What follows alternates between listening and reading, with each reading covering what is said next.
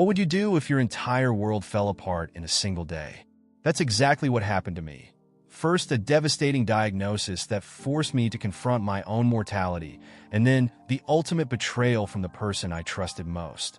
In the face of heartbreak and a ticking clock, I had to make a choice: give in to anger or fight for something greater. This is my story, a journey through loss, resilience, and the determination to leave behind a legacy that would endure long after I was gone.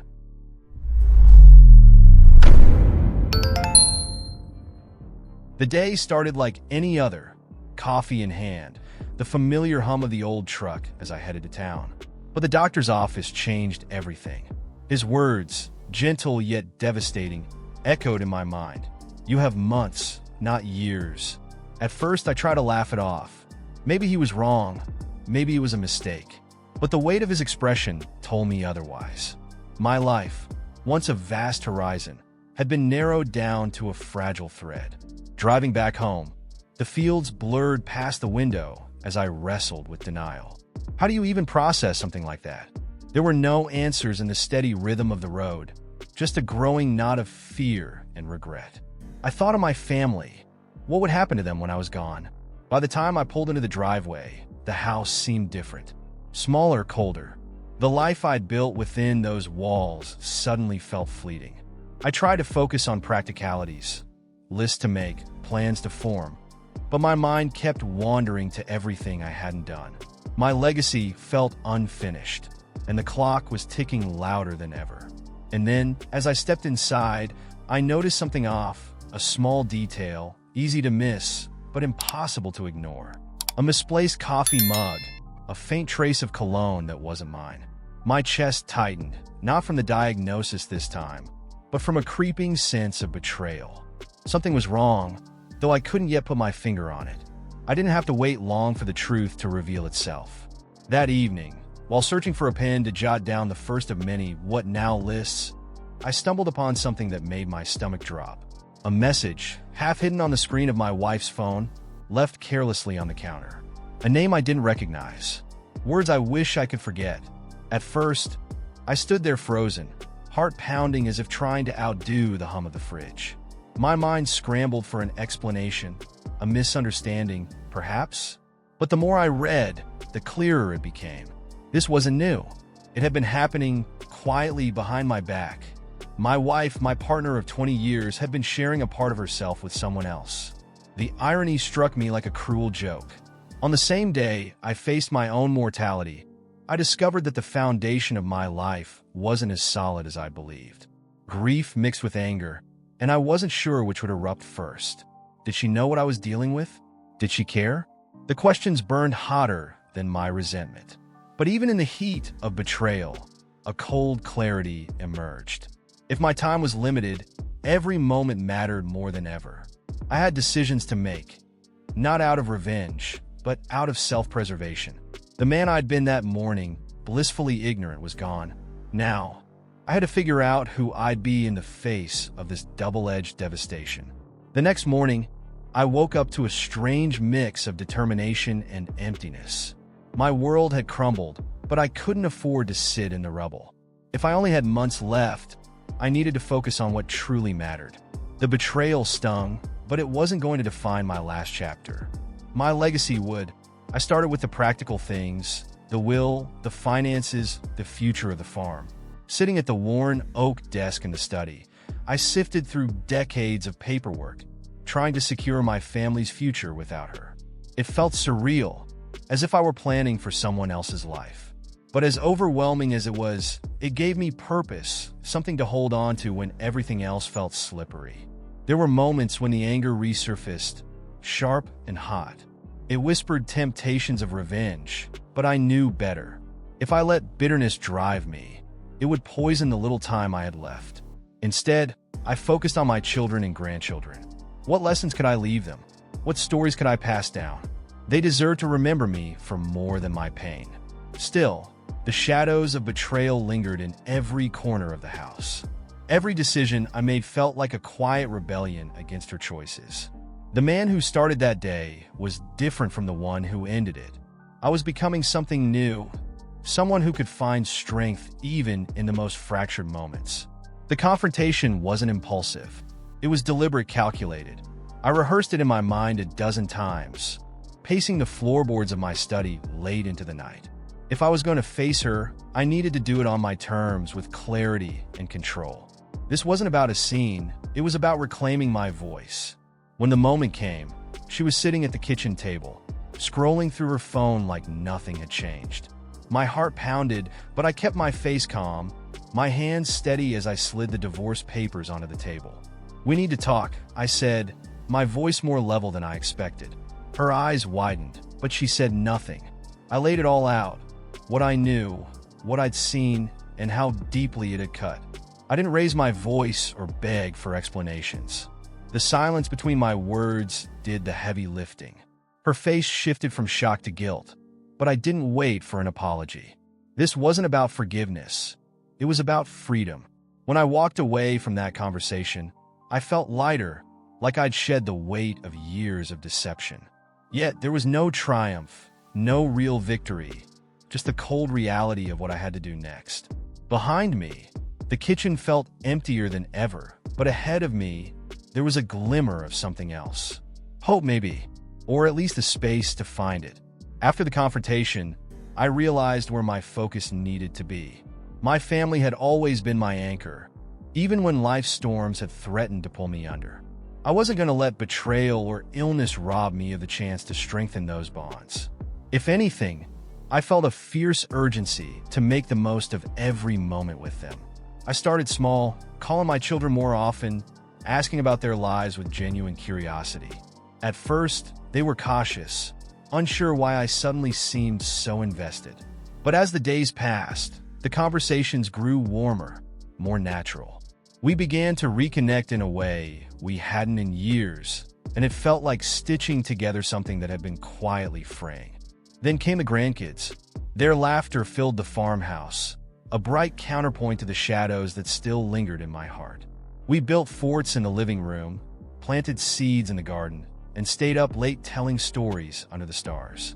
They didn't know the weight I was carrying, and in their innocence, I found a kind of solace I hadn't expected. Each moment with them was a gift, a reminder of why I couldn't let anger or regret take over. My days might have been numbered, but their futures stretched far ahead, and I wanted to be part of their memories, strong, steady, and present. Still, as much as I was healing, there was one lingering wound I wasn't sure how to address. The farm had always been more than just a piece of land.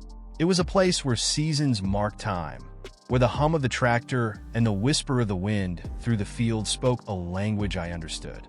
After everything, it became my sanctuary, a place to find clarity amid the chaos of betrayal and the ticking clock of my illness.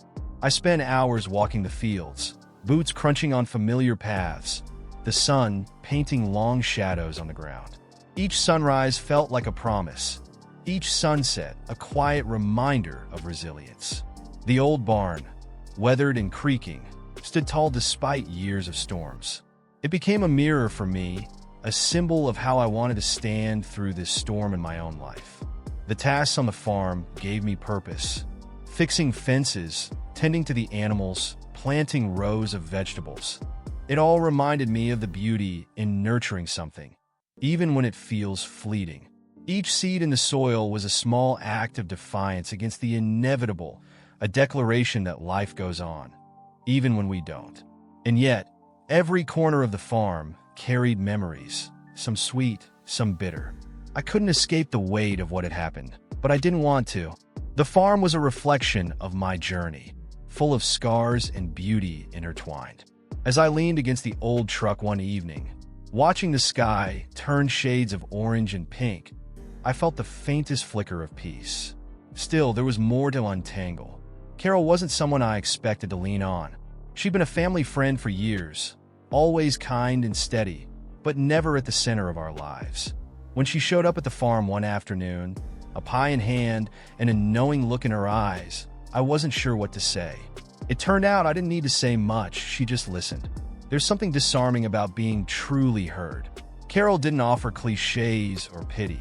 She simply let me speak, her presence a steadying force in a time when everything else felt uncertain. Over the weeks, she became my confidant, someone who could hold the weight of my truths without judgment. It was strange but comforting to have that kind of trust again. She also had a way of bringing people together. My children, hesitant after years of emotional distance, seemed to relax when she was around. Her laughter filled the farmhouse, breaking the tension in ways I couldn't. I began to see her not just as a friend, but as a bridge, a connection to something I thought I'd lost forever. Still, there were moments of doubt. Could I let someone get close again after everything? Was it fair to lean on her when my time was so limited? These questions swirled in my mind, but Carol's patience never wavered. She taught me that trust doesn't have to be all or nothing. It can be rebuilt one quiet moment at a time. As the weeks passed, my body began to remind me of the limits I'd been trying to ignore. Tasks that once felt simple, mending a fence, climbing the porch steps, became slow and deliberate. The farm's rhythm stayed the same, but I couldn't keep pace anymore. It was humbling and, at times, infuriating, but I tried to face it with the same resolve I'd found in other parts of my life. The nights were the hardest. Lying awake, the silence pressed in, heavy with unspoken fears. I wondered how I'd be remembered, what kind of man my family would say I was. The betrayal no longer stung like it did in the beginning. Instead, it felt like a distant wound, overshadowed by the bigger questions of who I'd become. Still, there was dignity in preparing for the end. I focused on things that mattered. Letters to my grandchildren, recorded stories about their parents as kids, small mementos tucked away for them to find one day.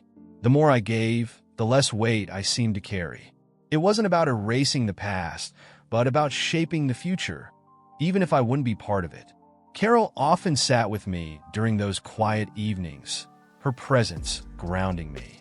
"You've done more than enough," she'd say, her voice steady and reassuring. But I couldn't stop. There was a strange peace in embracing my mortality, not as a tragedy, but as a part of life's cycle. I wanted my final days to matter, not for me, but for them. I poured myself into every detail of the legacy I'd leave behind. The will wasn't just a legal document. It was a map of my love for them, my hopes for their future. Every choice I made felt heavy with meaning. The farm would stay in the family, a place where memories could continue to grow. My savings, carefully divided, would support dreams I might never see fulfilled. I wanted more than financial security for them. I wanted them to know me, not just as their father or grandfather, but as a man with flaws, triumphs, and lessons hard-earned. That's why I recorded those videos, even when it felt awkward. I told them about my mistakes, the times I'd fallen short, and the moments I'd found redemption. The farm itself became a living symbol of what I wanted to leave behind. I taught my grandchildren how to care for the animals, how to listen to the land. "This place is yours to protect," I'd say, watching their faces light up with pride. Seeing their joy gave me a kind of quiet fulfillment I hadn't expected, even as my strength waned. Yet, despite all my planning, I couldn't escape the bittersweetness of it all.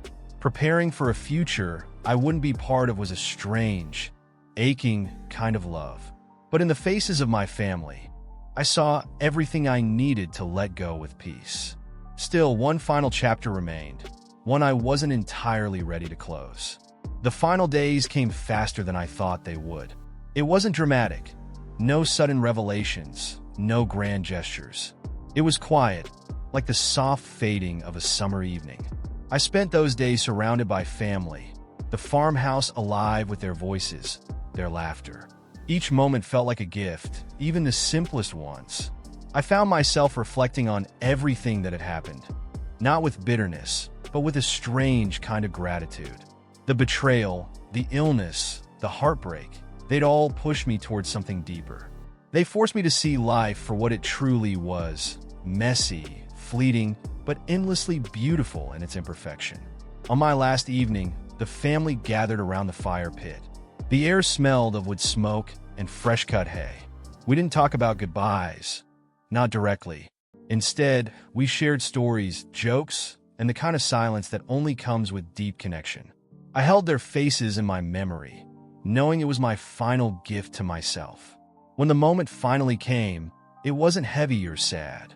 It was light, almost freeing. I'd done what I could, left what I had to give.